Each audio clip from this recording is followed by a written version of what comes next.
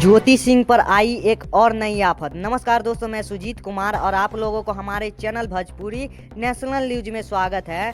तो दोस्तों, जब से पवन सिंह के मां मीडिया में बयान दी है ज्योति सिंह को लेकर, तब से मीडिया में खलबली मच गई है और इसको लेकर तरह तरह के लोग वीडियो बना रहे हैं, जिसमें पवन सिंह और चांदनी सिंह और उसकी मां के साथ चांदनी सिंह अपने इंस्टाग्राम आईडी से पोस्ट डाल रही है और इसको लेकर लोग तरह तरह के वीडियो बना रहे हैं कि पवन सिंह का शादी चांदनी सिंह के साथ होने वाली है। और एक और वीडियो काफ़ी तेज़ी से वायरल हो रही है, जिसमें मीडिया वाला चांदनी सिंह से एक सवाल पूछ रही है कि आप शादी कब करने वाले हैं, और चांदनी सिंह जवाब देते हैं अगर मेरा शादी हो गया है तो अब।